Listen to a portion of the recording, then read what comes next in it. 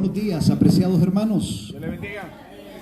Qué gozo continuar en adoración con ustedes en esta preciosa mañana, en este lugar tan lindo, tan especial, el panorama, la gente preciosa como ustedes, ¿verdad? Gracias, pastor. Hijos de Dios, qué mejor estar aquí con los hijos de Dios, amén. Y saber de que su presencia linda está con nosotros. Él promete y ha dicho: y estaré con ustedes todos los días Hasta el fin. Así que aunque nuestros ojos físicos no lo vean, pero por la fe sabemos que su linda presencia tierna y amorosa está con nosotros. Amén. Amén. ¿Cuántos tributan a Él la honra y la gloria por los siglos de los siglos? A Él sea la exaltación y la gloria por los siglos de los siglos. Amén. Él es el motivo de nuestro gozo, de nuestra alegría, de nuestra adoración, de nuestra gratitud. Amén. ¿Saben que hay hermanos que pasaron adorando y se acercaron aquí y dicen: ¿ustedes de qué grupo son? Entonces yo, tratando de ser un poquito no llenarles de prejuicio, les digo: nosotros somos cristianos que nos reunimos este día lindo para adorar. Oh, qué bien, pero qué bueno que lo están haciendo en sábado. Sí, claro, que somos, ¿no? Y luego me dicen: ¿y usted? Le digo: ¿de qué religión es? ¿A qué iglesia asiste? Pues yo visito a los adventistas del séptimo día. Y estoy aquí porque veo que ustedes están reuniéndose los sábados. Pues bienvenida al pueblo de Dios. Aquí están con nosotros nuestras hermanas. Vamos a darles la bienvenida. Bienvenidas, hermanas. Dios les bendiga. Y cualquier otro amigo que se ha unido a la adoración, pues bienvenido en el nombre de Jesús. Amén. Pastor, muchas gracias por darnos el honor, el alto privilegio de compartir con ustedes una reflexión bíblica de la bendita palabra de Dios. Amén. Es un gozo estar aquí con los siervos del Señor y con los hijos lindos de Dios en esta preciosa mañana. El distrito de Traicín, tres ciudades. Gracias, pastor. Bueno, vamos a orar para introducirnos al tema de esta mañana. Bendito Señor y cariñoso Padre, a ti damos todo el honor y toda la gloria, porque eres bueno, porque tu misericordia es para siempre. Amén. Porque tu compañía fiel, amorosa, tolerante con nosotros es hermosa y linda. Y hoy, Padre, queremos estudiar tu linda palabra, queremos ser ennoblecidos con el estudio de ella, queremos ser tocados con tu voz linda, preciosa, expresa en tu linda palabra. Queremos ser enseñados, queremos ser exhortados, queremos ser santificados con el poder maravilloso de tu palabra y de esta forma prepararnos para el encuentro glorioso con Jesús. Amén. Bendice a las familias, a los padres, a los líderes de cada hogar, de cada familia. Bendice a los niños, a los jóvenes que están reunidos también en la tarea linda de conectarnos contigo a través del estudio de tu palabra, a través de los cantos y a través de la oración. Padre, acompáñanos, que tu fiel Espíritu Santo, la dirección tierna y magistral de tu Espíritu, sea abriendo nuestras mentes y corazones para entender tu preciosa palabra. Amén. Lo pedimos en el nombre de Jesús.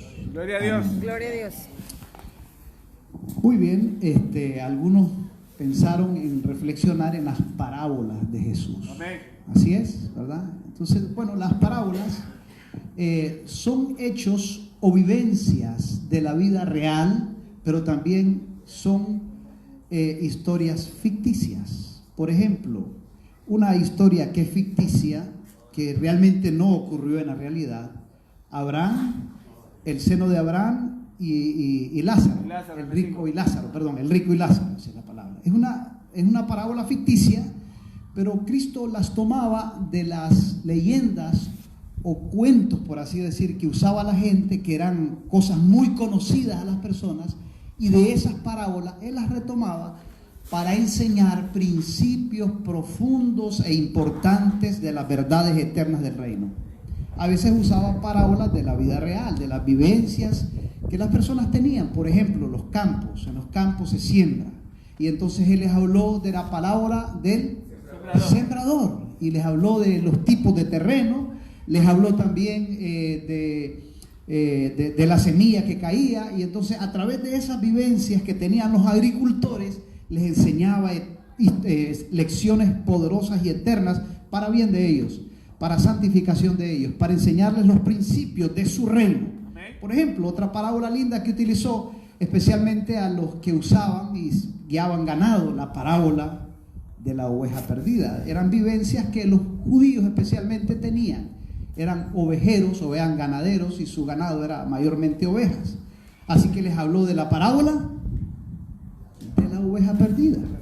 Otra parábola que él utilizó, ficticia, por así decir, pero era una cosa que sí era una costumbre entre el pueblo de Israel, les habló de la parábola del dracma perdido. El dracma era una moneda, era un cofre, ¿verdad?, donde se guardaban 10 dracmas, y las mujeres judías, especialmente las madres, les heredaban o les daban a las hijas mayores como un testimonio o como un, por así decir, como un amuleto. Era un símbolo de prosperidad, de bendición. Era una costumbre entre ellos como pueblo judío, y entonces ese cofrecito con 10 dracmas se le entregaba a la hija mujer, a la mayor, y la hija mujer lo iba a hacer con su hija y así sus generaciones. Pero ese cofre con 10 dracmas debía de ser custodiado de una generación a otra generación. Ay, si de una de esas 10 monedas se perdía. Eso simbolizaba miseria, desgracia, pobreza, es una cantidad de cosas. Entonces, las mujeres no podían perder las monedas que estaban en ese cofre, por lo tanto las custodiaban y las cuidaban con toda su fuerza, y cuando se perdía una, hacían lo imposible por encontrar ese dracma. Por eso Jesús habló también de la parábola del dracma perdido. Está también la parábola del hijo pródigo, está la parábola de las 10 vírgenes, está la parábola del tesoro, el terreno y la perla de gran precio. Y hay una cantidad de parábolas que enseñan principios poderosos que Dios quiere que entendamos esos principios, lógicamente para entender los principios del gobierno o del reino de Dios. Y Él les hablaba en parábolas. Había mucha gente que no entendía las parábolas. Interesante. Los discípulos le preguntaron en cierto momento: Señor, dinos, ¿y qué quiere decir? ¿Qué significa eso de que la semilla cae en el buen terreno, en terrenos pedregalosos, en terrenos? Y Él les explicó algo muy interesante. Habrá gente, dice, que teniendo oídos no iban a entender. Teniendo ojos no iban a ver. Por ejemplo, también las profecías, algunas fueron presentadas en parábolas, por así decir, cosas ficticias. Por ejemplo, las 7 líneas proféticas de Daniel, la imagen, el sueño de Nabucodonosor. Luego las 4 bestias, las 7 iglesias, las 7 trompetas en Apocalipsis. Las 7 líneas proféticas de Apocalipsis también son parábolas, pero que enseñaban verdades eternas, proféticas, históricas, de algo que iba a acontecer o de algo que aconteció.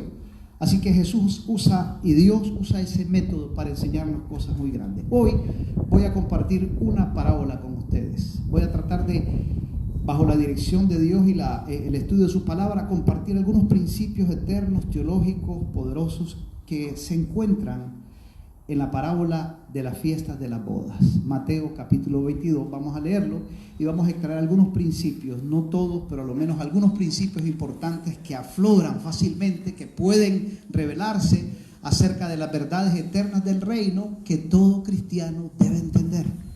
Y escogí esa parábola por algo muy importante. Esa parábola, aunque todas las parábolas, toditas las parábolas, todas las enseñanzas bíblicas tienen una distinción. Todo buen estudioso de la Biblia trata de ver en todo el estudio de la Biblia ¿a quién? A Jesucristo. A Jesucristo, porque la Biblia es la revelación de Dios, o la revelación de Jesucristo. Su palabra nos revela en todos los libros, a unos libros numéricos, como números, en los libros de Salida, Éxodo, Génesis, todos esos libros, y las historias de los patriarcas, la historia de los profetas, la historia de todos los jueces. En todas esas historias, aunque a veces unas historias muy dramáticas, conflictivas, terribles, en todas esas historias el verdadero estudioso de la Biblia trata de ver ¿a quién? A Cristo. A Cristo. Ese es nuestro empeño al estudiar la Biblia. Amén. Ver a Jesús, entender su plan, entender su voluntad a través de todo lo que la Biblia nos enseña. Eso es muy importante entenderlo. En segundo lugar, debemos de saber de que la Biblia se explica a sí mismo. Es un principio hermenéutico. Hermenéutico es el arte de entender la Biblia, que la Biblia se entiende a sí mismo en su texto y en su contexto. En todo el contexto de la Biblia general se enseñan las verdades bíblicas. Yo no puedo aprender un principio de la Biblia y aplicarle mi entendimiento, mi interpretación fuera de lo que la Biblia en otros textos nos explica. Correcto. Porque un texto que se explica sin el contexto de la misma Biblia es un pretexto para enseñar una falsa doctrina. Por ejemplo, algunos pueden enseñar y decir que el domingo es el día del Señor. ¿Cómo lo enseñan? ¿De dónde se extrae eso? Tiene que extraerse de la Biblia. Y tienen que los textos, en una forma sistemática, desde el Génesis a Apocalipsis, tienen que mostrarnos y revelarnos que el domingo es el día del Señor. Pero si eso no se encuentra, entonces ¿qué es? Un pretexto humano, una enseñanza humana, una tradición humana. Pero cuando la Biblia dice que el sábado es el día del Señor y nos muestra qué hacer en ese día, y en todo su contexto nos enseña eso, los antiguos profetas lo hacían, el pueblo de Israel lo hacía, Jeremías lo enseña, luego en el Nuevo Testamento Jesús lo enseña, los discípulos lo practicaron, Jesús nos enseñó la verdadera interpretación de ello. Entonces eso es entender la Biblia. Es justamente, todas las parábolas también se entienden en su texto y en su contexto. Hay un estudio más profundo que se hace de la interpretación de la Biblia. Se usa la exégesis, y la exégesis es uno de los métodos más poderosísimos para entender un texto. El exégesis es extraer todas las verdades que se encuentran en esas palabras. Por ejemplo, ¿qué dijo el profeta? ¿A quién lo dijo? ¿Por qué lo dijo? ¿En qué contexto histórico lo enseñó? ¿En qué situación histórica lo enseñó? ¿Cuál era la cultura y la práctica de las personas en ese tiempo? Entonces, para entender el texto tienes que entender todo eso. Tienes que entender también, en una exégesis, tienes que entender la gramática. Es decir, la escritura, el idioma en el cual se reveló, para entender también algunos bemoles, o por así decir, algunas expresiones que puede tener el hebraísmo, ¿verdad? Hay expresiones hebraicas que realmente pueden, es decir, muchas cosas que tienen que ver cuando uno hace una exégesis. Pero hoy no pretendo darles una clase de homilética o de exégesis, no. Quiero que ustedes tengan alguna idea general para entender también las parábolas de Jesús. Vamos a ir al texto entonces en el libro de Mateo, el capítulo 22. Y voy a pedirles a mis amigos que tienen Biblia en sus celulares o las tienen físicamente, que por favor nos lean los primeros 3 versículos de este capítulo. Dice, respondiendo Jesús, les volvió a hablar en parábola diciendo: el reino de los cielos es semejante a un rey que hizo fiesta de bodas a sus hijos o a su hijo, y envió a sus siervos a llamar a los convidados a las bodas, mas estos no quisieron venir. Hasta el versículo 3. Muchas gracias. Miren cómo también Jesús les enseñó una parábola, una comparación. El reino de los cielos es también semejante a un rey, así dice el texto, que hizo una fiesta. ¿Para quién? Para su hijo. Y para hacer esa fiesta, dice el texto, mandó a llamar a quienes. Siervos. A los convidados. Hay gente convidada, hay gente especial, a sus siervos, los convidados. Ok. ¿Qué lección aprendemos de estas primeras palabras? ¿De qué principios nos está enseñando Jesús en estas primeras palabras de esta parábola? En primer lugar, lo que podemos ver es que Cristo, el Padre, se compara a un rey. Ahí el rey representa ¿a quién? Al Padre. El Hijo al cual le hace la fiesta, ¿quién es? Jesucristo. ¿Cuál es el motivo por el cual se celebra una fiesta? No voy a tratar de ir al texto para explicar porque el tiempo no nos va a dar, pero voy a tratar de ir así rapidito. En la Biblia dice que el Padre, lógicamente, hace una fiesta a su Hijo porque ha entregado a sus hijos un dote especial, una herencia linda. Y en la Biblia ustedes estudian en el Nuevo Testamento y en el Antiguo Testamento, pero especialmente en las cartas de Pablo, que Dios ha escogido o tiene un pueblo especial para su hijo. Y entonces se presenta que Jesús, hablando de esto también, hace referencia al hecho de que los hijos que tú me diste, en Juan 17, Jesús habla de que hay gente especial que Dios le ha dado al Padre, y Jesús dijo también de esto: nadie viene al Padre si el Hijo no lo trajera. Pero lo contrario también dice: nadie viene al Hijo si el Padre no lo trae. Entonces Jesús, hablando de esos hijos, dice: Señor, que así como tú y yo somos uno, que también los que tú me has dado, los que tú me has dado también sean uno con nosotros. Entonces, esa referencia Jesús está haciendo, lógicamente, en esas primeras partes de la parábola, está enseñando de que hay una fiesta que el Padre quiere celebrar. ¿Dónde? ¿Dónde va a celebrar? En el cielo. Desde aquí comienza la celebración. Ustedes van a saber por qué. O sea, no meramente es el cielo, sino que es una convocatoria a una fiesta. Y esa fiesta, ¿cuál es esa fiesta? ¿De qué está hablando la fiesta? ¿A qué se refiere esa boda? ¿Qué representa esa fiesta? Las bodas, ¿qué representan esas bodas?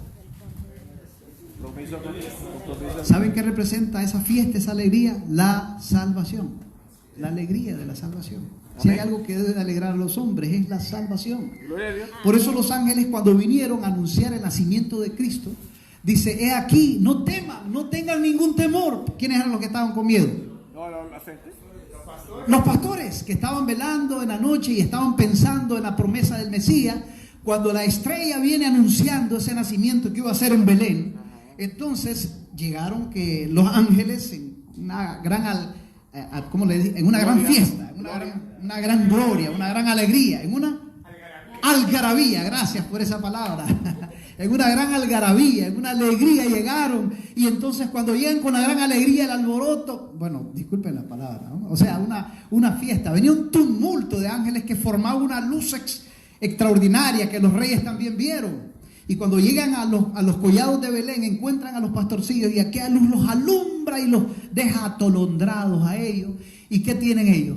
Miedo. Y piensan que es un fenómeno terrible. ¿Y qué? Eran ángeles que venían con una alegría y le dicen: no tengan miedo, porque les damos una noticia, una nueva ¿de qué?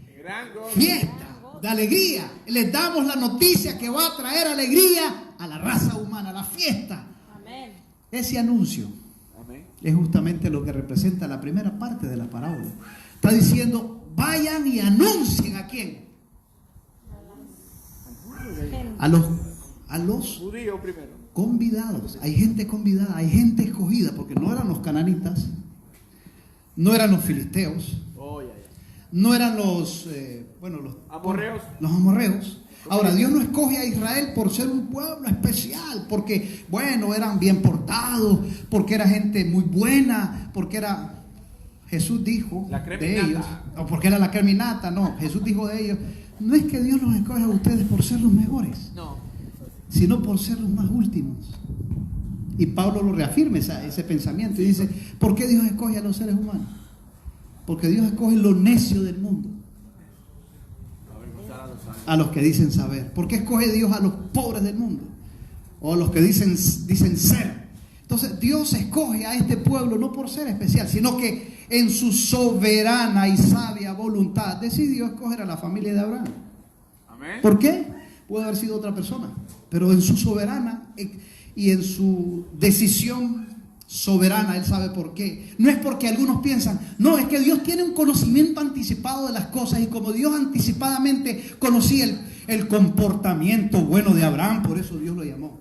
No, entonces seguimos predicando de que Dios salva por obra. Y no, Dios no salva por obra.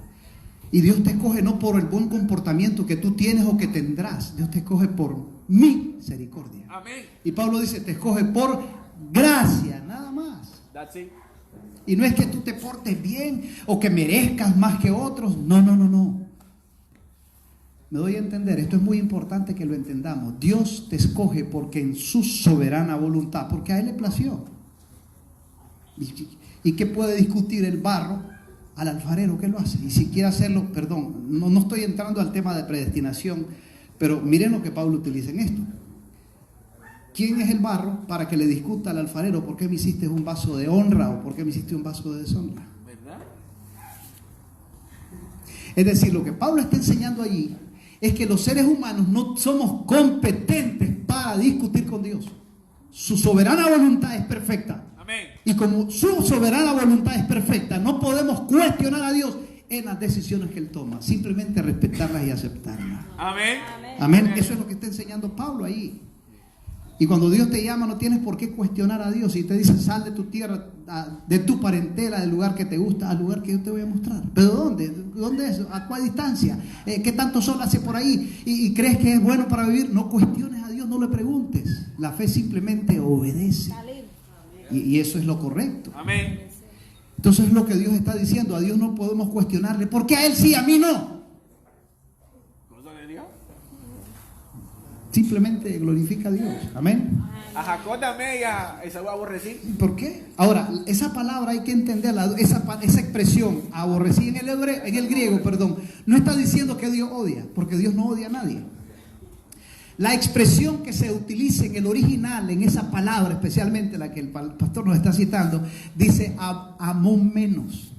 No es que dejó de amar, porque Dios nos ama a todos, amén. Dice amó menos. Lo que está tratando de decir es que Él escogió. Él escogió a Jacob. Él y no es que Jacob se va a portar bien. No, si nos ponemos a pesar, Jacob también la regó. no, Jacob tomó una decisión. Recuerden que él supuestamente él quería la bendición, ¿cómo y de qué manera? ¿Qué hizo? Mintió. Engañó. Así que Dios no te escoge por lo bueno que eres, simplemente porque a Dios le place escoger, Él lo hace. ¿Por qué? No me pregunten. Eso no lo entiendo yo, no está muy revelado, muy claro en la Biblia. Pero las verdades de Dios son crecientes y poco a poco Dios va revelándonos muchas cosas. Amén. Pero lo que trato de decir con esto es que dice que habían convidados según la fiesta. Amén. Y los convidados originalmente, ¿quiénes eran? Los judíos. Los judíos. Tráiganlos, ve a ellos. Y entonces esa expresión, ve a los convidados, esa invitación, no crean que fue el hecho mismo cuando Cristo vino a nacer, no, ese convite o esa invitación que Dios comenzó a hacer a los convidados o a los escogidos, porque la Biblia habla de los escogidos, comenzó desde el principio, cuando Dios llama a Abraham, cuando Dios llama a su descendencia, a Jacob, a Isaac, cuando Dios llama a esa simiente, a esa descendencia, a toda esa gente y especialmente de ese pueblo. Y nadie puede discutir así. No es que todos los pueblos eran escogidos. No, amigos, eso no enseña la Biblia. Dios escogió un pueblo, así como hay una iglesia. Igual. Y que esa iglesia está en todas partes. No va a decir es la iglesia adventista, o es la iglesia católica, o es la iglesia evangélica. No. Dios tiene una iglesia en todos los pueblos, en todas las religiones. Y de ahí va a salir. Amén. Y las ovejas que son mías oirán mi voz y me seguirán. Y van a identificar mi voz y van a salir. Punto. Amén. Amén.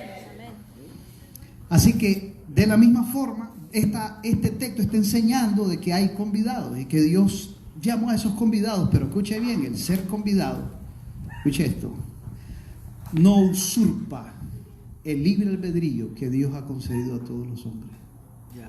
Ya. Los elegidos, los escogidos, pueden cometer el grave error, el abuso de cuestionar lo que Dios dice y tomar otra decisión. Ejemplo claro de eso, ¿quiénes? Los judíos. Y cuando fueron enviados, mira a quiénes envió. Los patriarcas fueron enviados. Luego, los jueces. Luego, los profetas. Y aún reyes de Dios, los reyes los usó para amar al pueblo. Luego, los apóstoles. No, y más, lo más grandioso, ángeles. Dios mismo hablando, revelando su ley, revelando su palabra, su voluntad a través de la Shekinah. Dios ha usado 1000 maneras para invitar y para convidarnos. Nadie puede decir, yo no sabía, a mí no me han dicho nada. Dios ha usado todos los medios al alcance para hacer posible de que todos participen a esta invitación. ¿Cuál es la invitación a esa fiesta? ¿Cuál es esa fiesta?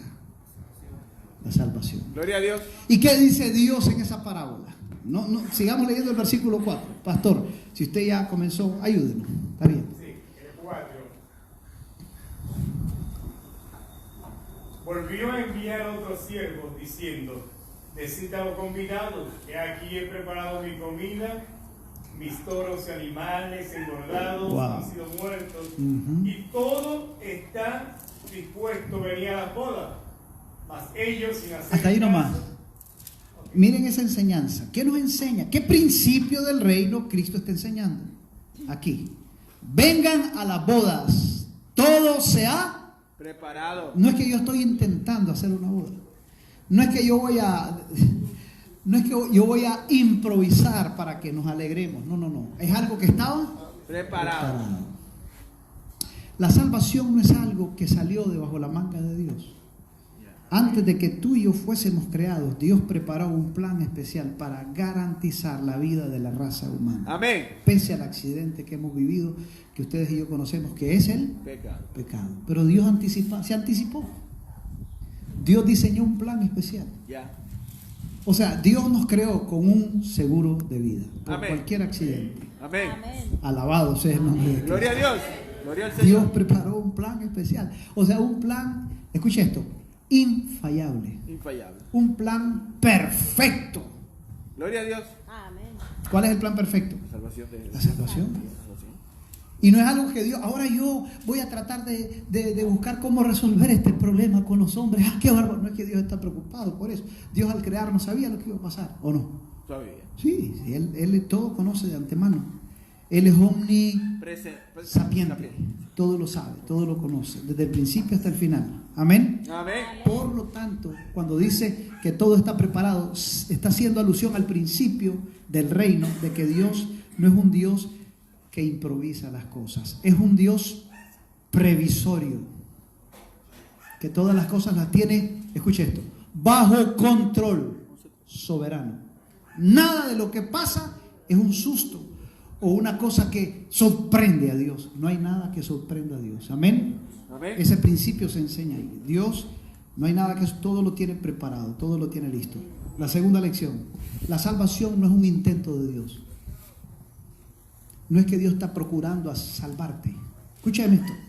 Lo que enseña esa parábola, cuando dice que todo está preparado, incluso el anuncio de los ángeles, aquí le damos la buena nueva, que ya nació en Belén un Salvador, que es Cristo, el Señor. Amén. O sea, lo que está diciendo es que ya el plan se consuma. Lo que tanto esperaron y anunciaron los profetas, el Mesías ha venido.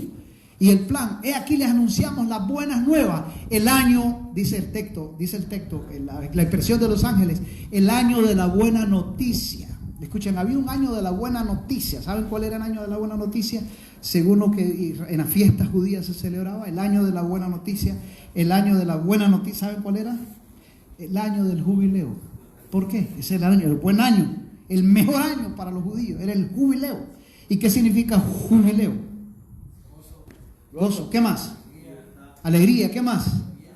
Fiesta. Es el texto que está ahí. Fiesta significa jubileo. Sí, fiesta. Vamos a la jubilación. Ya cuando nos den la jubilación significa la etapa de no trabajo, voy a ganar dinero sin trabajo, voy a vivir mi vida con mi retiro feliz. Eso es jubileo, jubilación. Sí, jubilación, es cierto.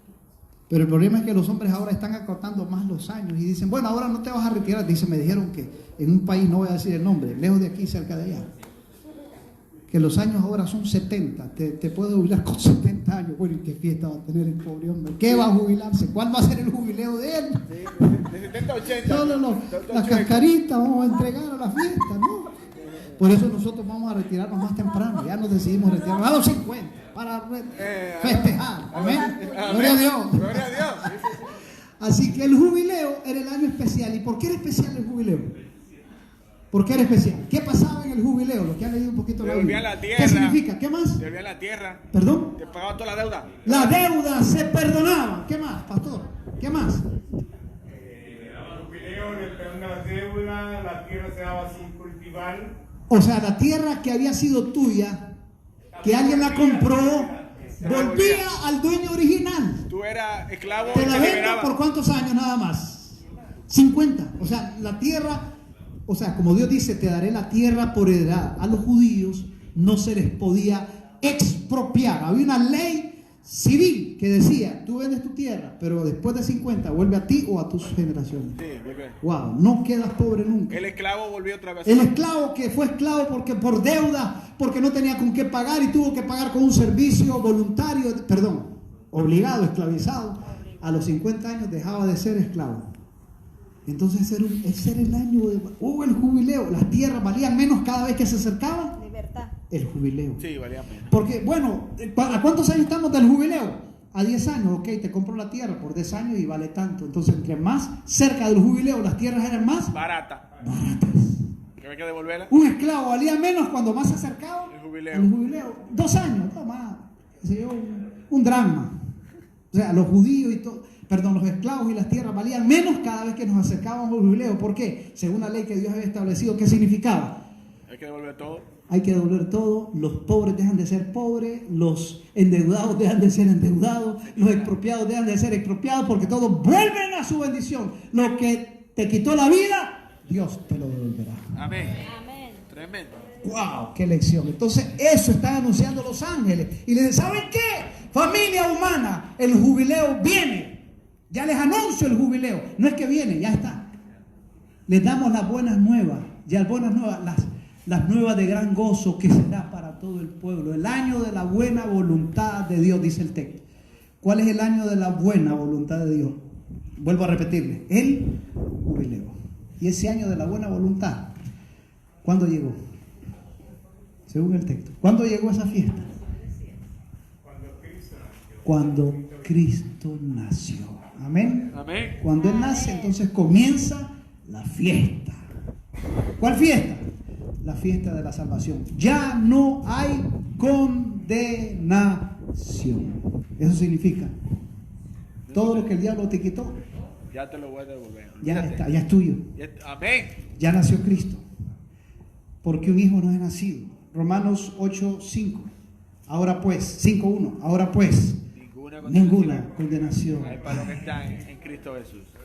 O sea, el que acepta el jubileo, que es Cristo, ya no hay condenación, Amén. ya no hay deuda, ya no hay perdición, ya no hay condenación para usted. Entonces, cuando dice que la salvación viene no en un sentido explicativo, teórico, viene en una persona que se llama Jesús. Jesucristo. Jesús Amén. es el jubileo, Jesús es el evangelio, Jesús es la salvación, Jesús, justicia nuestra. Amén. Entonces, cuando usted recibe a Cristo, tenga el jubileo. ¿Cuántos están en fiesta? Yo estoy en fiesta, papá. Estamos en fiesta con Gloria- Jesús. Amén. Amén. Gloria a Jehová. Ya, desde que Él vino. Amén. Ahora, es algo que Dios está intentando hacerte, darte. No. ¿Qué dijo Cristo cuando moría? Padre. Cuando Él Consumado. dijo, ¿qué palabras? Consumado. Consumado es. ¿Qué significa eso? Está hecho. Cumplido. Hecho está. Está cumplido. Bendito el nombre de Cristo. Pero esa enseñanza diabólica y satánica y pagana, ¿sabes qué? Tienes que venir haciendo, tienes que hacer esto, tienes que dejar de hacer lo otro. No estoy diciendo que hacer lo malo es correcto o hacer lo bueno es malo. No estoy diciendo eso. No me malinterpreten. No estoy enseñando que hacer las cosas malas es bueno o que hacer las cosas buenas no importa. No estoy enseñando eso. Lo que estoy enseñando y enseña esta parábola es que la salvación no es un intento, no es algo que Dios procura, es algo ya preparado que es tuyo. Él te lo dio. Amén. Que hay que anunciarle a los hombres, vengan, ya está todo listo, entren a la alegría, hay salvación en Cristo. Amén. Gócense, participen de esa fiesta, porque hay salvación para ustedes, ya no tienen que estar tristes. No hay tristeza. ¿Y será que me voy a salvar? No, ya estoy salvo, papá. No, haga fiesta, porque somos salvos en Jesús. Amén.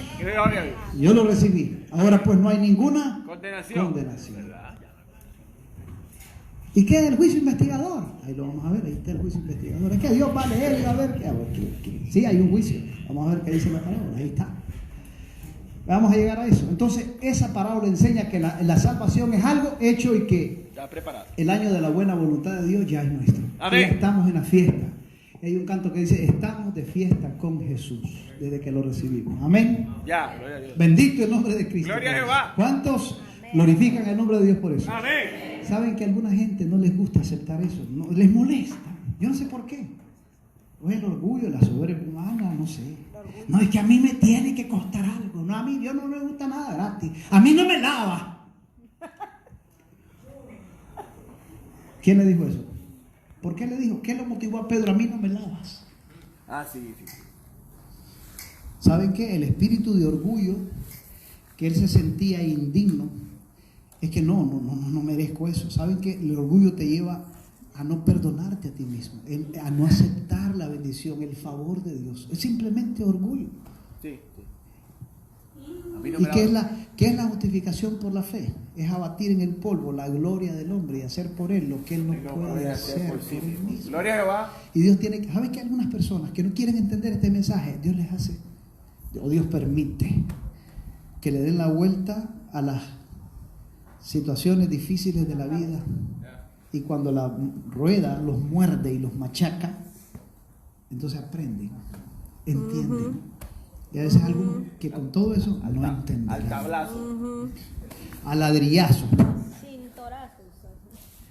Pero hermanos, seamos dóciles y aceptemos. El escrito está por fe. Amén. Amén. Eso es lo que Dios quiere. Alegrémonos en la fiesta. Ya está en la boda. Amén. Amén. La fiesta, no la boda, la fiesta. Amén. Ok, sigamos leyendo, pastor. Entonces estaban convidados antes, los convidados hicieron todas sus obras para... No, perdón. Versículo 15, 5. Sí. Versículo 5. Antes, perdón, que el 22. Mas ellos, o sea, los convidados, sin hacer caso, se fueron, uno a su labranza, otro a sus negocios, y otros, tomando a los siervos, los afrentaron y los mataron. Wow. O sea, le llegó la invitación, la obra estaba hecha, la fiesta estaba lista, todo estaba preparado, pero los que fueron invitados, ¿qué pasó con ellos? ¿No quisieron ir? Dos cosas hicieron. Número uno, no quisieron ir. Número dos, permitieron que las cosas triviales, o sea, las cosas temporales, las cosas transitorias, las cosas que no son de importancia, tomaran el primer lugar en ellos. A tal punto que dijeron, no nos interesa, estamos muy ocupados en la alabanza, nos acabamos de casar, y ocupados en las cosas tan temporales, y no hicieron del reino o de esa invitación linda lo más importante.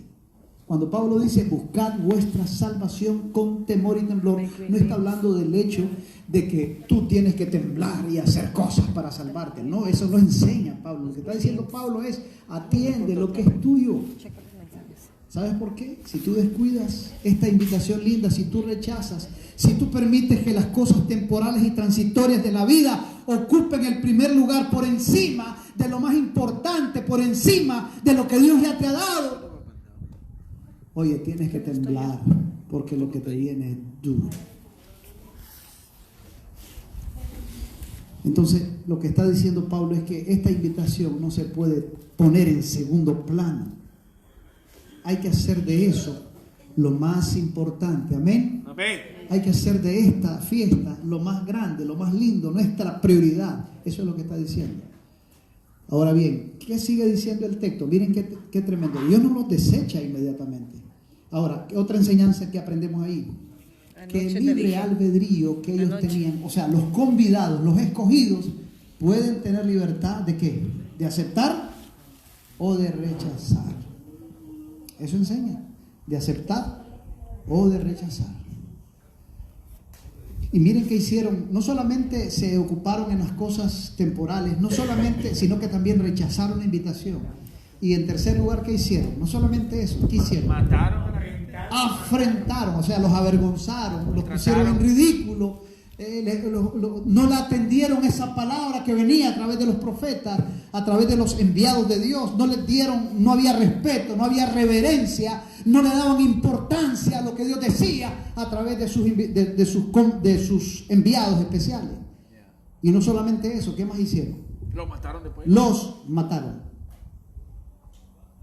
¿Y qué hizo el rey nuevamente? Se enfureció. Volvió a enviar a otros. Dice, noten lo que dice. Al oír el rey se enojó y enviando sus ejércitos mató Ok, a aquellos homicidas gracias. y quemó su ciudad. Pero antes de eso, no sé si es en esta parábola, porque esta No, misma se esa no repite es, en la Lucas. del siervo. Ok, La otra era de siervos. sí, Que mandó, el tiene hombre mandó. similitud. Claro. Pero Hay es- similitud y quiero usar las dos parábolas para entender esto. Es para que entendamos que Dios no toma una decisión arbitraria. Después de eso dice, mandó a sus siervos especiales y después mandó a ¿quién? A su propio hijo. No, esta es- Ahí no está, pero parábola, el es la otra contexto, parábola. el contexto de esa otra parábola nos enseña que Dios insiste hasta lo sumo, hasta el extremo de entregar su propia vida con tal de que los designados y los convidados participen de la salvación. Amén. Dios expresa su amor tan lindamente que lo que dice es: yo soy capaz de privarme de la vida. Yo soy capaz de exponer a mi hijo a la tortura, a la muerte, a la afrenta. Yo soy capaz de enviar a mi hijo aun cuando lo maten. Soy capaz de enviarlo, no importa qué hagan con él, con tal de que esta gente esté conmigo.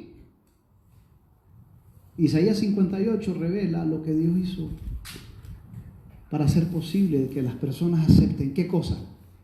La salvación tan linda, que ella es un hecho, hermano. No es algo que Dios esté intentando, ya es tuya, ya Dios la dio. Simplemente acéptala, créela, recíbela. Admite que eres pecador, admite y dice: Señor, dame el don de arrepentirme de mis males, de mis pecados, y dame el don de poder aceptarte, Señor. Dame esa elección linda. Abre mis ojos para ver lo que debo de ver. Abre mi entendimiento para entender lo que debo de entender. Dame el don de arrepentirme para recibir esa linda invitación. Porque hasta eso es de Dios. Amén. Amén. Y lamentablemente entonces, cuando ellos rechazaron, sí, pastor. Entonces dijo a sus siervos: la boda, la verdad, está preparada, pero los que fueron invitados no eran dignos. Y pues, a la salida de los caminos, y llamad a la boda cuantos halléis. Entonces salieron los siervos por los caminos y reunieron a todos los que hallaron, tanto malos como buenos, y la boda se llenó de invitados. Quiero decirle que toda fiesta que hace Dios nunca queda vacía. No es que no vinieron, se nos frustró la fiesta. No, la fiesta va adelante. Amén. Y va a haber fiesta y hay fiesta. Amén. Si tú no vas, tranquilo. Cuando, escucha esto, pero hay una parte que no quise tocar, la voy a tocar. Cuando tú rechazas y resistes al favor de Dios y al amor de Dios, que ha hecho todo para garantizar que tú vivas eternamente, y tú rechazas eso, solo queda una expectación de juicio y condena. No existe otro camino. Escúchame esto, porque la paga del pecado es la muerte. Y si hay un pecado capital, un pecado que si tú lo cometes y mueres en ese pecado, no encuentras perdón ni en esta ni en la otra, quedas sentenciado a la expectación de condenación y de juicio y de morir en el fuego eterno, o morir por causa del fuego eterno. No estoy hablando del infierno, estoy hablando de que el fuego eterno de Dios te va a consumir. Hay juicio y vas a sufrir tus consecuencias, y el tormento y el sufrimiento que van a recibir los que han rechazado esta oferta extraordinaria de amor y de salvación van a ser peores que los sufrimientos que Cristo experimentó mientras era clavado en la cruz. Tremendo. Peor que eso, porque los sufrimientos que causa el pecado sobre el Hijo son espantosos, pero los que, habiendo recibido el favor de Dios y el perdón, rechazan lo que ya Dios hizo y sufrió lo que ellos debían de sufrir, con eso lo rechazan. Entonces el sufrimiento al pecador le llega con todo, doblemente. Uno, por sus pecados, y dos, por el pecado capital de rechazar la exoneración, la absolución, la salvación y el perdón que Dios ya te dio. Ese es el segundo pecado más grande. De hecho, el pecado es transgredir la ley, pero el pecado capital es rechazar el perdón que ya tenés y lo rechazas, es decir, no lo aprecias, no lo valoras. Entonces el sufrimiento va a ser doble: uno, por tu pecado, y dos, por el gran pecado. Entonces dice un libro, Patriarcas y Profetas, o Historia de la Redención, que los sufrimientos del pecador, que habiendo conocido y entendido los favores, el amor y la misericordia de Dios, y rechaza eso, y muere en ese rechazo, insistiendo en ese rechazo, los sufrimientos de esa persona agonizantes en el tormento final, después del milenio, va a ser peor que el sufrimiento y el dolor que Cristo padeció mientras era clavado en la cruz. Va a ser peor que eso. Y nadie puede describir los sufrimientos. Ok, dice, llamó a su ejército y los mandó ¿a qué? A matar. Dice, los que no fueron, los que no aceptaron la invitación. Luego entonces, como no aceptaron la invitación, dice la parábola: vayan a los caminos, a los vallados, y llamen a cuantos encuentren. ¿Y cómo eran los que fueron a invitar? ¿Cómo eran? pobres, eran mancos, eran Pobres, enfermos, mancos, ciegos, cojos, toda esa gente, invítenlos. tullidos. No son elegidos, no son escogidos, pero invítenlos. Significa que la Biblia enseña que hay un tema de elección. Dios elige gente y hay gente que no puede rehuir a la elección. Quiero decirles, por ejemplo, Pablo fue llamado desde el vientre, desde antes de la fundación del mundo, y Pablo no pudo rehuir a su llamado a la elección divina. Y hay un punto que dice que no solamente enseña que podía huir, sino que Pablo lo admitió y dice: yo preso en el Señor. ¿Han visto esas expresiones? Preso en el Señor. ¿Qué significa? Que hay gente que cuando son elegidos, escuche esto, los llamados de Dios son irrevocables, irreversibles. Si Dios dice: Isaías, vas a hacer esto, y si Él lo quiere, lo vas a hacer, sí o sí. Jeremías es otro caso, Pablo es otro caso, los apóstoles, bueno, hay cantidad de gente. Pero ese es otro tema. Es otro tema. Pero también existe este tema que se introduce aquí. Bueno, los elegidos no vinieron. ¿Ve a dónde? A los caminos. Viene la invitación universal a todos los hombres, y todos los hombres tienen libre albedrío. No significa que Dios designó a unos para ser salvos y a otros para ser condenados, como dice Calvino, o como dice Armenio. Hay otro concepto, pero no vamos a discutir eso. Pero bien, lo que está diciendo esa parábola es que los que fueron designados y escogidos especialmente no aceptaron la invitación. Por lo tanto, entonces yo voy a invitar, voy a hacer un llamado o una invitación universal. Muchos serán los llamados entonces ahora. Y va por los caminos, vayan, y finalmente dice buenos y malos. ¿Por qué la parábola dice buenos y malos? Es que en el mundo hay gente que es buena y hay gente que es mala.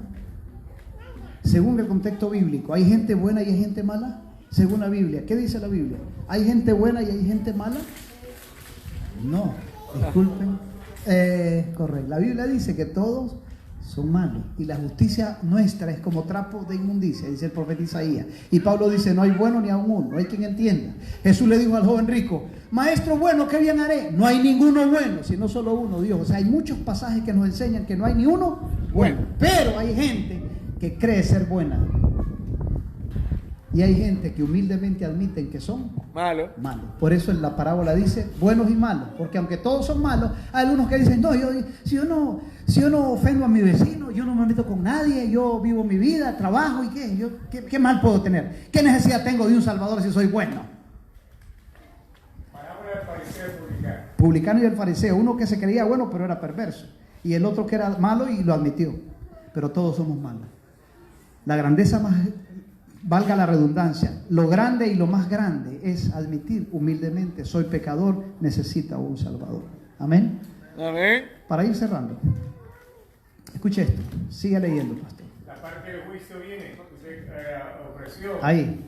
Cuando entró el rey para ver a los invitados, vio allí a un hombre que no estaba vestido de bodas y dijo: amigo, ¿cómo entraste aquí sin estar vestido de bodas? Pero él guardó silencio. Entonces el rey dijo a los que servían: atádlo de pies y manos y echadlo a las tinieblas de afuera, y allí será el lloro y el crujir de dientes. Pues muchos son llamados, pero pocos escogidos. Y termina la parábola. Wow, qué lección más grande hay en todos esos pensamientos. Hay muchas cosas que yo no logro entender, pero lo que Dios nos ha concedido entender lo comparto. Dice el pasaje que las fiestas se llenaron. Escuchen bien, el cielo siempre va a estar lleno de gente que acepta la salvación. Amén. Aquí no va a repetirse la historia de Noé. No, aquí quiero decirles que no. Aquí el cielo se va a llenar y habrá miles y millones de personas como la arena del mar que llevarán palmas en sus manos, batiendo y alabando a Dios por la salvación tan grande que han aceptado. De todas las tribus, de todas las épocas, de todos los tiempos, habrán miles de personas que alcanzarán la linda salvación o recibirán la salvación. Esa es la palabra, no alcanzar, porque ya estoy dándoles un mensaje subliminal de que de alguna manera usted lo alcanza. No, usted no lo alcanza, Dios lo alcanza a usted. Usted no la busca, Dios lo busca a usted. Amén. Usted no la merece, Dios lo hace merecedor por Amén. la justicia de Cristo. Hay que tener mucho cuidado los predicadores que a veces inconscientemente enseñamos a los hijos y a las personas la salvación por obra. Y ustedes tienen que hacer esto, dar 3 pasos para la salvación: arrepentirse, bautizarse, y bueno, no hay ningún paso. La salvación ya fue un paso de Cristo, ya lo hizo por usted, ya es salvo. Usted tiene que aceptar esa salvación y decir, Padre, mis pecados me han condenado, pero tú me has salvado. Te amo, lo recibo y estoy en la fiesta de la salvación. Amén. Amén. Y Dios va a hacer que tú, va a poner en ti el querer como el hacer, y va a hacer que tú vivas en obediencia a su palabra. Él lo hace. Amén. Gloria a Dios por eso.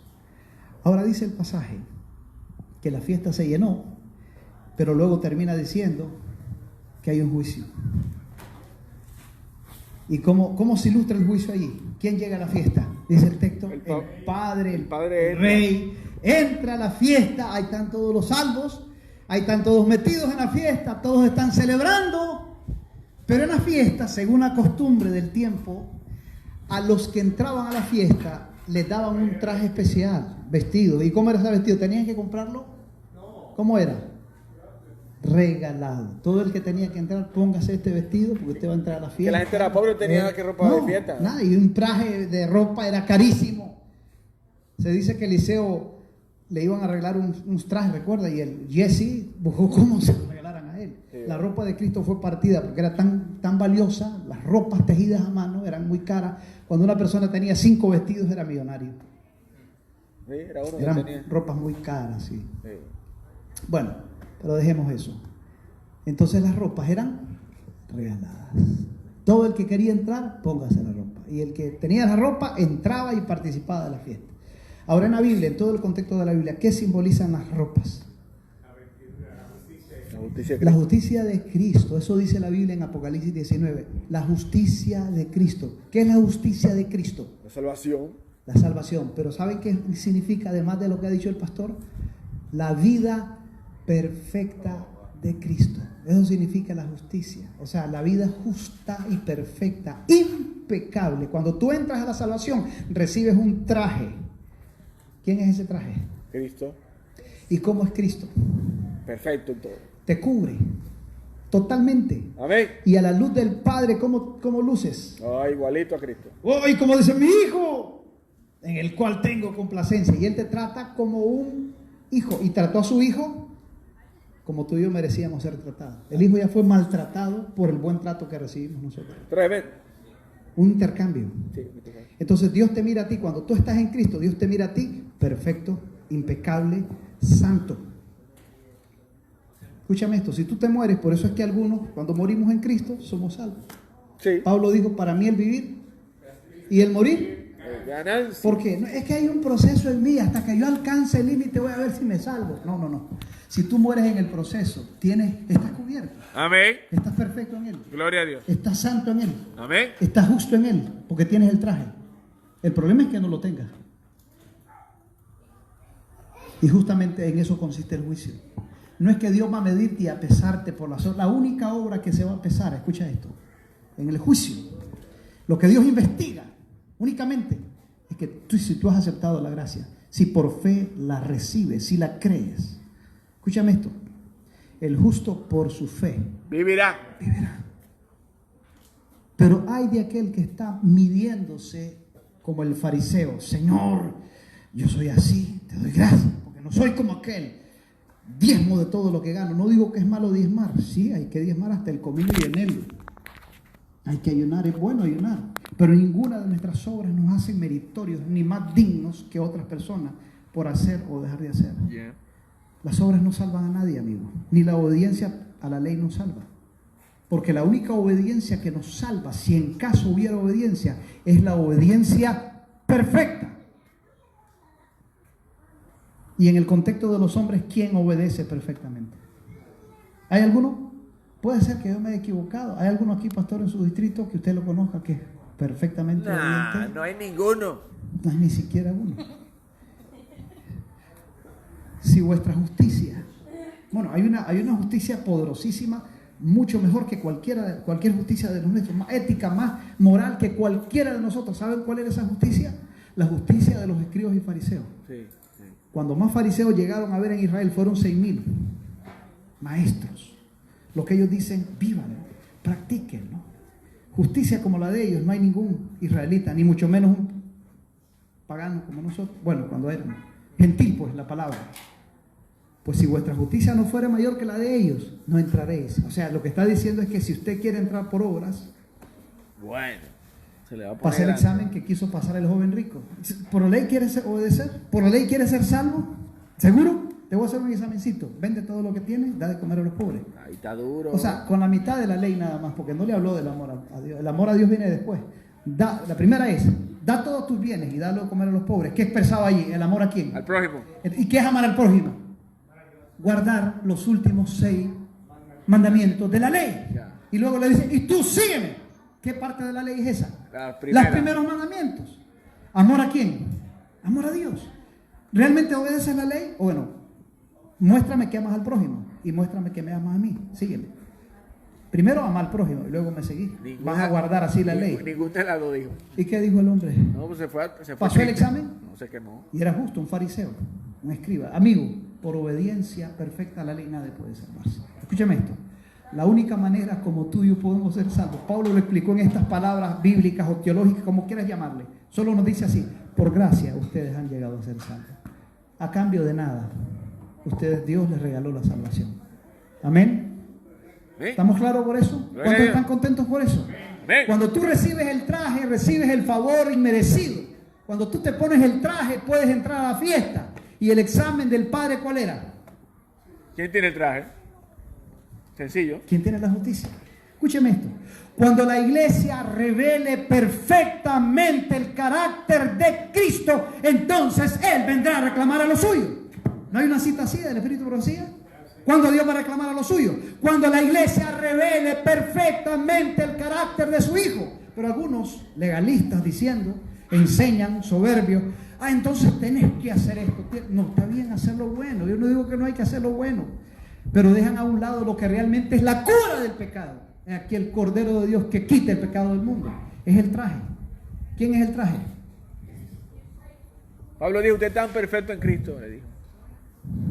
Pablo dijo, vosotros estáis perfecto en ¿y Cristo. qué más? Completos. ¿Y qué más? Santos. En Cristo. No llaméis inmundo a lo que yo he limpiado. Yep. Le dijo a Pedro, estos paganos que tú crees que son paganos, ya me aceptaron. Ya son perfectos. Son santos, perfectos. No me los llames inmundo. Amén. Lo que Dios ha limpiado por la justicia de Cristo. Gloria a Dios. Si tienen el traje, pueden entrar. Y entonces entró a la fiesta, el juicio. Entró a la fiesta. Y cuando entró a la fiesta, ¿encontró a quién? A uno que no estaba como Vestido. solamente, ¿qué pidió él? Vestidura. Justicia perfecta. Cuando la iglesia revele la justicia perfecta de Cristo, entonces Dios vendrá a reclamar lo suyo.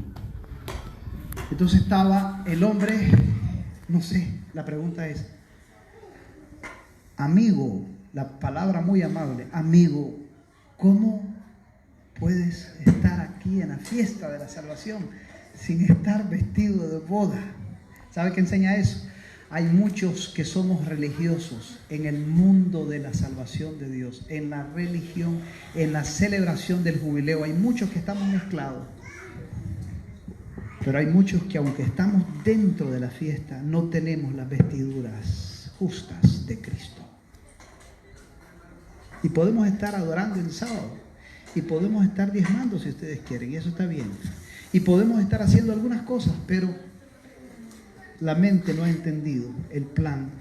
Y creen que de alguna manera se están ganando la salvación. Y esos están desvestidos. Aunque están dentro de la fiesta, están perdidos.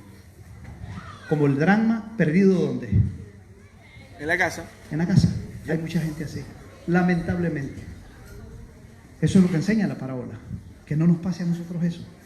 En la fiesta hay que ponerse el traje. Si no, no hay fiesta. Amigo, ¿cómo entraste? ¿Y qué contestó el hombre? Nada. No, es que a mí nadie me regaló. Quedó No, es mudo. que a mí no me dijeron nada. ¿Qué dice el texto? Mudo se quedó. Mudo. Él enmudeció. Exactamente. ¿Qué revela eso? Revela que él no tiene excusa. Nadie puede decir, yo no, es que a mí no me dijeron, a mí no me anunciaron esto. Nadie tiene excusa. Todas las personas han escuchado Mateo 24:14, y será predicado el evangelio del reino a todo el mundo para testimonio a todos, y entonces vendrá el fin. Nadie podrá decir, a mí no me dijeron, a mí no me anunciaron este mensaje, esa buena nueva de salvación. Ya usted ha sido anunciado, es parte de la profecía. Usted tiene el favor de Dios, usted está viviendo en el jubileo, usted está viviendo en el mejor tiempo, que ahora viene la cuenta regresiva. El fin del tiempo de la gracia viene. ¿Qué significa? Que este tiempo de jubileo va a llegar a un fin. Y cuando llegue el tiempo del jubileo es que el que entró, perfecto y santo para siempre. El que no entró, inmundo toda la y vida, condenado para siempre. No sé cuándo llegará ese tiempo, pero va a llegar un tiempo en que ya no va a haber jubileo. Estamos en el año bueno. Aprovechenlo, anúncielo, vívalo, compártalo con otros. amén. Amén. Dios nos ilumina y nos ayuda a entender estas verdades del reino, hermano. Gloria a Dios. Esta parábola. Pero miren, no termina ahí. Bueno, y como no estaba vestido, el hombre no habló, sin excusa. Nadie puede estar diciendo que no se puede, que no pude. No existe ningún ser humano que haya caído tan bajo, que sea tan vil, que sea tan pecador, tan malo, que no encuentre perdón y salvación en Cristo. No existe. Todos tenemos una oportunidad. Y entonces cuando no estaba vestido, ¿qué le dijo? Ah, bueno, te van a traer el traje ahorita.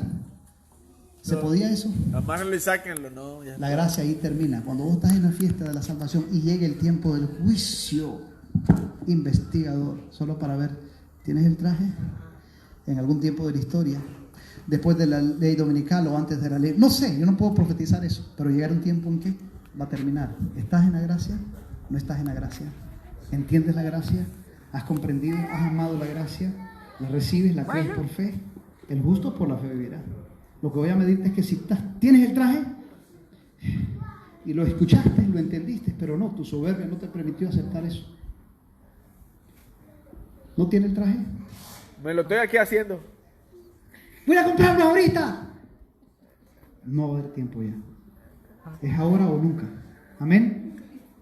Entonces, como ya llegó el tiempo, ¿qué le dice el juicio? ¿Qué le dice el Padre? Bueno, agarren a este hombre, O sea, atáenlo de mi pies y manos. sáquenlo maniado desde aquí. Desde aquí amárrenlo. Amárrenlo. Amárrenlo, pies y manos.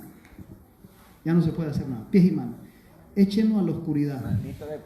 Ahí será el lloro y el crujir de dientes. Lo que está revelando es una angustia espantosa, de la cual ustedes y yo no tenemos ni idea. Así como tampoco tenemos ni idea del gozo y la alegría eterna que recibiremos cuando estemos en el cielo, ni idea tenemos del sufrimiento y del tormento final que recibirán los que rechazan la justicia de Cristo. Tremendo. Espantosa. Yo no quiero estar ahí. Tampoco. Yo quiero vestirme. Yo quiero recibir la justicia de Cristo. Hoy nuevamente. ¿Cuántos aceptan la invitación del Cordero? Estamos vestidos. ¿Cuántos aceptan esas vestiduras y le dicen, Señor, gracias por dármela? Recibo esa justicia. ¿Quieren ponerse de pie los que así lo desean? Gloria a Dios. Gloria a Dios. Bendito el nombre de Cristo. Amén. Amigo, quédese en la fiesta de la salvación. Amén. Amén. Hagamos fiesta. Todas las parábolas enseñan, hagamos fiesta. El que estaba perdido ahora es Encontrado. salvo, encontrado. Es por eso es fiesta. Usted era perdido, ahora ha sido encontrado, ahora es salvo. Por eso el Padre y los ángeles hacen fiesta. Amén. Gloria a Dios. Hay fiesta por usted, porque la salvación usted la ha creído. No es que ha llegado, ya la salvación fue dada. Usted la recibe y la acepta. Hagamos fiesta por su salvación. Amén. Hay más gozo y alegría por uno que entiende que por 99 que no han entendido eso. Hay fiesta y alegría por el que lo hace. Amén. Porque se pierde, hay tristeza. Hay lamento del Padre, pero por el que acepta hay fiesta. Hay fiesta por Gloria a usted. Dios. Amén. Amén. Amigos, que Dios nos bendiga y nos ayude a entender estas verdades del reino. Bendito el nombre de Cristo. Gloria al Señor. Voy a pedir al pastor Isaías. Pastor Isaías, reafírmenos a través de una oración en esa linda salvación que tenemos en Cristo. Amén. Que la experimentemos, que la gocemos y que la compartamos con otros. Amén. Oremos, hermanos. Padre querido, te damos muchas gracias, porque en realidad cuando podemos escuchar estos mensajes, nos reafirmas de que nuestro corazón puede estar en un lugar tan lindo como para que el mismo momento hoy saltemos de alegría. Amén, amén. En realidad, yo sé que al escuchar estos mensajes de justificación por la fe, muchos, aunque nos quedamos, no entendimos todavía. Y otros que se fueron porque la semilla no puede nacer. Y es justamente lo que queremos, es que subyugues el viejo hombre para que nazca el hombre espiritual. Porque es el hombre espiritual el que va a llegar al reino de los cielos. Aquel que se alimenta de las cosas tuyas en primer lugar. Permite, Padre, de que vivamos todos el año del jubileo. Amén. Amén. Que nosotros lo publiquemos Sí, Señor. y que por sobre todas las cosas en nuestros labios, por testimonio, haya tiempo para decirle a otros la alegría de que el tiempo está aquí, Amén. ya con nosotros. Gloria a Dios. Gracias por haber escuchado este mensaje. Bendícenos a todos los que vamos a estar hoy aquí, en el nombre de Jesús. Amén. Amén. Gracias, pastor, les agradecemos mucho. Ok, les quiero